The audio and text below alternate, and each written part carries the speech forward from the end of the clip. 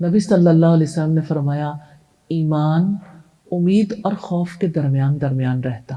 Psychologist کہتے ہیں، ماہرین نفسیات، کہ انسان کی زندگی میں کسی بھی کام کو انجام دینے کے لیے دو چیزیں ہیں جو اسے موٹیویٹ کرتی ہیں، آمادہ کرتی ہیں۔ یا اسے کوئی طمع ہوتی ہے، امید ہوتی ہے، لالچ ہوتا ہے، مفاد ہوتا ہے، یا اسے کسی چیز کا خوف ہے جو اسے روکتا ہے۔ تو خوف کی وجہ سے انسان رکتا ہے، امید کی وجہ سے آگے بڑھتا ہے، امید کی وجہ سے نیکیاں ہوتی ہیں، خوف کی وجہ سے انسان گناہوں سے بچتا ہے۔ تو اگر کسی کے دل کے اندر ثواب کی امید نہ ہو، وہ نیکی کے کام کرتا رہے، ثواب کی نیت ہی نہ کرے، تو اللہ کے رسول صلی اللہ علیہ وسلم نے فرمایا انما الاعمال بالنیات، بے شک اعمال تو نیتوں سے ہیں۔ ہمارے یہاں پنجابی میں کہتے ہیں کہ نیتا نال مرادہ، تو وہ جو مراد ہے نا، منزل جو حاصل کرنی، جہاں تک پہنچنا ہے، وہ نیت کے ساتھ ہے۔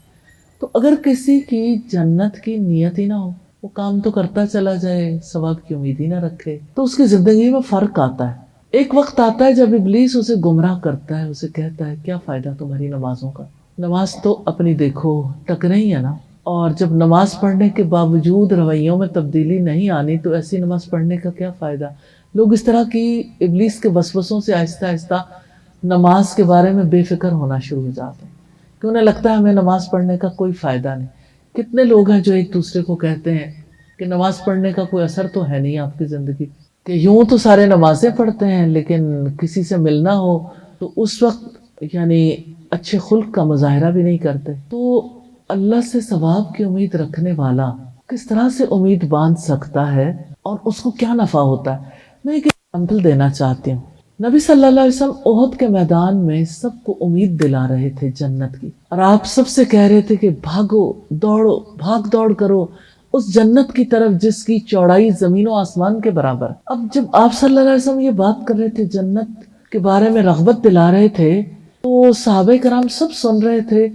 سیدنا انس بن نضر کے بارے میں ہمیں یہ ملتا ہے کہ انہوں نے جب یہ بات سنی تو کھجوریں کھا رہے تھے، کہنے لگے کھجوریں کھاتا رہا تو بڑی دیر ہو جائے گی، مجھے تو میدان جنگ میں جانا ہے۔ تو جب جنگ کے میدان کی طرف پہنچے تو کسی نے راستے میں پوچھا کدھر کا ارادہ ہے، کہنے لگے مجھے احد پہاڑ کے پار سے جنت کی خوشبو آ رہی ہے۔ اب سوچیں کہ جنت کی خوشبو جسے محسوس ہو رہی ہے، وہ جنت کے لیے کیوں نہیں آگے بڑھ کے کام کرے گا؟ اور اس کے مقابلے میں باقی لوگ ویسی بھاگ دوڑ نہیں کر سکتے پھر۔ تو یہ جو زندگی میں لوگوں کی بھاگ دوڑ مختلف ہوتی ہے نا، اس کی وجہ کیا ہوتی ہے؟ انسان کی امیدیں۔